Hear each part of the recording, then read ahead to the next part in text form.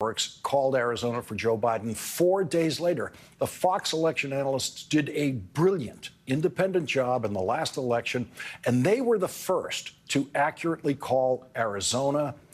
And all of the primetime hosts at Fox panicked and have all been caught in emails and texts with each other and the network demanding that Fox lie about who won Arizona. Bret Baier was one of those people. Bret Baier and all of the primetime hosts at Fox were as angry about Fox calling Arizona for Joe Biden as Donald Trump was. There was absolutely no difference between Donald Trump's reaction to Fox calling Arizona for Biden and Bret Baier's then secret reaction to Fox calling Arizona for Joe Biden. All of this came out in the Dominion lawsuit, successfully suing Fox for lying about Dominion voting machines. What Bret Baier did while the votes were being counted in the last presidential election did not get him kicked out of the club. And so other members of the club who work elsewhere for fair news organizations will maybe have no problem with Bret Baier interrupting Vice President Kamala Harris tonight more than he has ever interrupted any presidential candidate in an interview. They will have no problem with Bret Baier showing a Trump campaign commercial in the middle of the interview and asking the vice president to respond to a Trump campaign commercial instead of a question that he might be able to think up himself. Bret Baier was functioning as a Trump campaign operative in that interview by literally playing a Trump commercial in the middle of it, using the precious minutes of an interview with a presidential candidate to run the opponent's commercial, a Trump commercial. And Bret Baier himself personally lied. Bret Baier lied deliberately and knowingly about what Donald Trump has said he wants to do to the Americans he calls the enemy within, which includes everyone watching this program right now. It includes our first guest. It includes everyone working in this building. As Donald Trump has defined it so far, it includes every one of the 81 million people who voted for Joe Biden and will probably vote for Kamala Harris. That's the enemy within, according to Donald Trump. And Bret Baier lied about that. When he showed a clip of Donald Trump, he chose to show not the video of what Donald Trump actually said, but he showed instead, knowingly and corruptly, a ridiculous tape of Donald Trump on the Fox network earlier today, claiming that he was never threatening anyone and laughing about it. And Bret Baier took that to be a fact, that Donald Trump never threatened anyone. That is the kind of Trump campaign operative junk that Bret Baier sullied himself with and was throwing into his interview with the vice president tonight. And the vice president very forcefully responded. Why, if he's as bad as you say, that half of this country is now supporting this person who could be the 47th president of the United States? Why is that happening? This is an election for president of the United States. It's not supposed to be easy.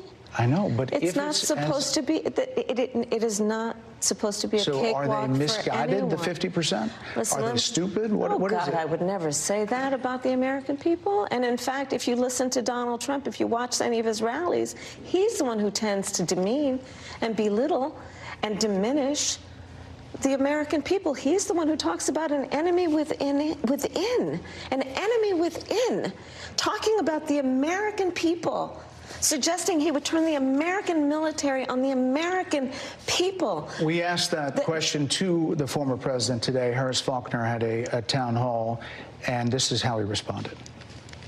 I heard about that. They were saying I was like threatening. I'm not threatening anybody. They're the ones doing the threatening. They do phony investigations. I've been investigated more than Alphonse Capone. He was the greatest gangster. No, it's true. No, but think of it. It's called weaponization of government. It's a terrible thing. So, Bret, I'm sorry, and with all due respect, that clip was not what he has been saying about the enemy within, that he has repeated when he's speaking about the American people. That's not what you just showed. He was asked about that specific... No, that's not what you just showed. In all fairness and respect to you, that was the question that we asked him. You didn't show that, and here's the bottom line. He has repeated it many times, and you and I both know that. And you and I both know that he has talked about turning the American military on the American people. He has talked about going after people who are engaged in peaceful protest. He has talked about locking people up because they disagree with him. This is a democracy. And in a democracy, the President of the United States, in the United States of America, should be willing to be able to handle criticism without saying he'd lock people up for doing it. And this is what is at stake, which is why you have someone like the former chairman of the Joint Chiefs of Staff saying what Mark Milley has said about Donald Trump being a threat to the United States of America. And here's what Donald Trump actually said about the enemy within that Bret Baier would absolutely not allow his audience to hear tonight. The bigger problem is the enemy from within, not even the people that have come in and destroying our country. By the way, totally destroying our country. The towns, the villages, they're being inundated. But I don't think they're the problem in terms of election day. I think the bigger problem are the people from within. We have some very bad people. We have some sick people, radical left lunatics. And I think they're and it should be very easily handled by, if necessary, by National Guard, or if really necessary, by the military, because they can't let that happen. That is the video that Bret Baier should have shown. Now, to put Bret Baier's Trump-supporting fanaticism in perspective, consider this. When Bret Baier was angrily and repeatedly and secretly telling people at Fox 4 years ago that they had to immediately begin publicly lying about Arizona and reverse the Fox election desk's call for Joe Biden in Arizona, there was not a single person at any other network, including this one, asking anyone to change an election call in any state. Not in the history of television news has anyone ever asked the election desk at any network to change the call on a state to favor another candidate. The only people in the history of television who've ever done that are Bret Baier and the Fox primetime anchors. No one else, never.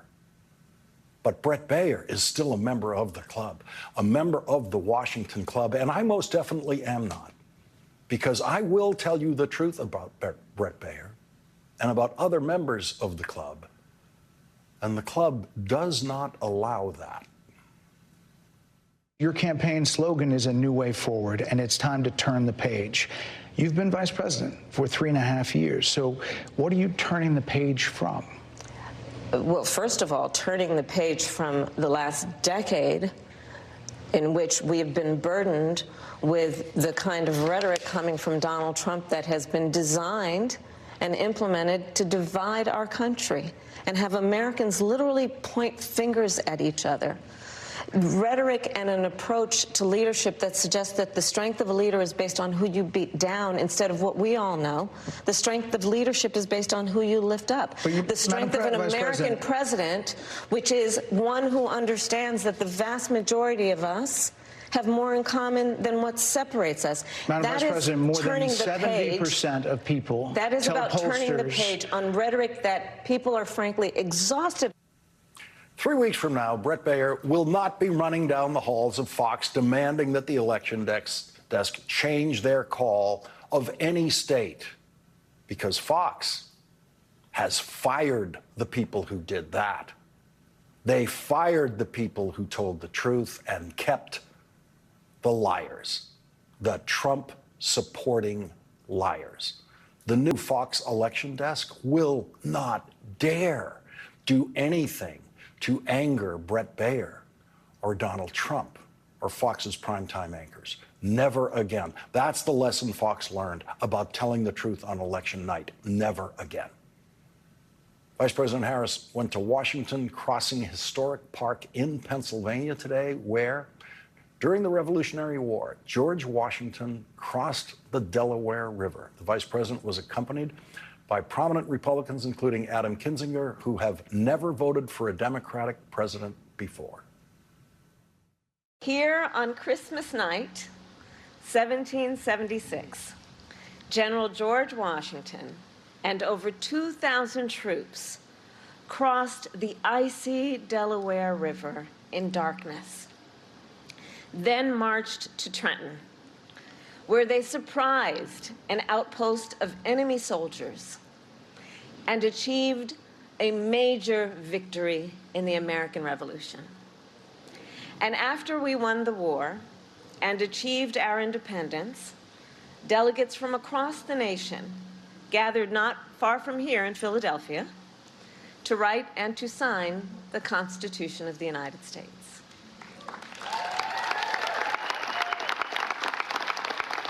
The founders often disagreed, often quite passionately. But in the end, the Constitution of the United States laid out the foundations of our democracy, including the rule of law, that there would be checks and balances, that we would have free and fair elections, and a peaceful transfer of power. I am joined today by over 100 Republican leaders from across Pennsylvania and across our country who are supporting my candidacy for President of the United States. And I am deeply honored to have their support. Some served in state houses, some in the United States Congress, some worked for other Republican presidents and presidential nominees, including Mitt Romney, John McCain, George W. Bush, George H.W. Bush, and Ronald Reagan. And some today served in Donald Trump's own administration. We also have with us Republican voters from here in Pennsylvania and beyond, who have been active in their Republican parties for years, who have supported Republican candidates up and down the ticket. Now, I say all that to make an obvious point. In a typical election year, you all being here with me might be a bit surprising, dare I say unusual. But not in this election. Not in this election. Because at stake in this race are the democratic ideals that our founders and generations of Americans before us have fought for. At stake in this election is the Constitution of the United States, its very self. We are here today because we share a core belief that we must put country before party. He has stated that one of the biggest threats America faces is, quote, the enemy from within. The enemy from within. But know where that language harkens back to. Understand, and let us be clear about what he is saying. He considers any American who doesn't support him